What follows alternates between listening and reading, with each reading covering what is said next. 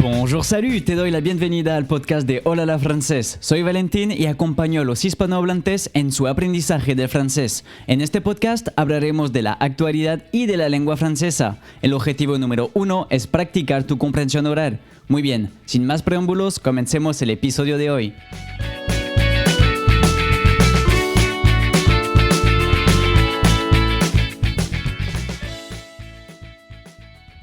Bonjour et bienvenue dans ce nouvel épisode de podcast et le thème qu'on va aborder aujourd'hui c'est le covoiturage. Alors le covoiturage, qu'est-ce que c'est ? Le covoiturage est une pratique qui consiste à partager un trajet en voiture avec d'autres personnes. Cette pratique est de plus en plus courante, notamment dans les grandes villes où les embouteillages et la pollution sont des problèmes récurrents. Mais alors, quels sont les avantages et les inconvénients du covoiturage ? Et comment peut-on optimiser cette pratique pour en tirer le meilleur parti ? Nous allons voir ça donc dans cet épisode de podcast. Je t'invite à tendre l'oreille, pratiquer ta compréhension orale et bien sûr en apprendre davantage sur le covoiturage. Tout d'abord, les avantages du covoiturage sont nombreux. En partageant un trajet, les frais de transport sont réduits, ce qui permet d'économiser de l'argent. De plus, le covoiturage permet de réduire les émissions de CO2 et de contribuer à la protection de l'environnement. Enfin, cette pratique permet de rencontrer de nouvelles personnes et de créer du lien social. Ça te permet de rencontrer de nouvelles personnes et d'avoir de nouveaux amis, si tu préfères, ce qui peut être très enrichissant en tant qu'individu, bien sûr.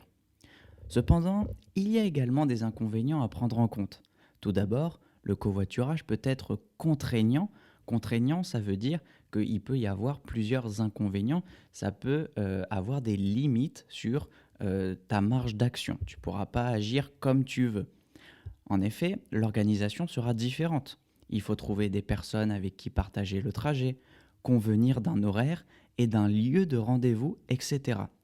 En France, le covoiturage est très courant, très commun et les lieux de rendez-vous en général sont à côté des gares où il y a le train, donc dans les villes.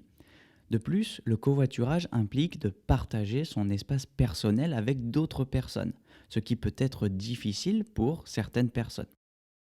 Effectivement, si tu préfères avoir ta tranquillité, si tu n'aimes pas discuter pendant que tu es en train de voyager, le covoiturage, ça va être un peu difficile pour toi. Enfin, il peut y avoir des imprévus en cours de route, comme des retards ou des changements de trajet, ce qui peut compliquer la situation. Pour optimiser cette pratique, il est important de bien s'organiser. L'organisation est primordiale. Tout d'abord, il est important de trouver des personnes avec qui partager le trajet en avance. Tu dois prévoir ton voyage. Comme ça, tu évites d'avoir des imprévus. Des imprévus, ce sont des situations que tu n'as pas planifiées au départ et qui peuvent te faire perdre du temps ou arriver plus tard que ce que tu avais pensé. Pour cela, il existe des applications et des sites internet dédiés au covoiturage, donc qui permettent de mettre en relation les conducteurs et les passagers. En France, il y a une application qui est très connue et très utilisée pour voyager en covoiturage, ça s'appelle Blablacar. Blablacar. Il est également conseillé de prévoir un horaire et un lieu de rendez-vous précis afin d'éviter les retards. Comme ça, il n'y a pas de souci avec le conducteur et les passagers et tout le monde part à la même heure. Il est également important de respecter certaines règles de bonne conduite. La bonne conduite, ici, c'est comme un jeu de mots pour dire qu'il faut bien se comporter et la bonne conduite, c'est aussi qu'il faut bien conduire quand on fait du covoiturage. Tout d'abord, il est important de respecter les autres passagers en évitant de fumer, de manger ou de boire de l'alcool dans la voiture. De plus, il est important de respecter le code de la route et de conduire de manière responsable. Il ne faut pas faire d'excès de vitesse ou mettre en danger tes passagers, bien évidemment.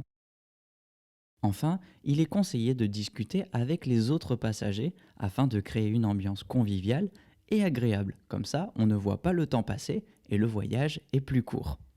Il est également important de prendre en compte les avantages et les inconvénients du covoiturage pour décider si cette pratique est adaptée à ses besoins.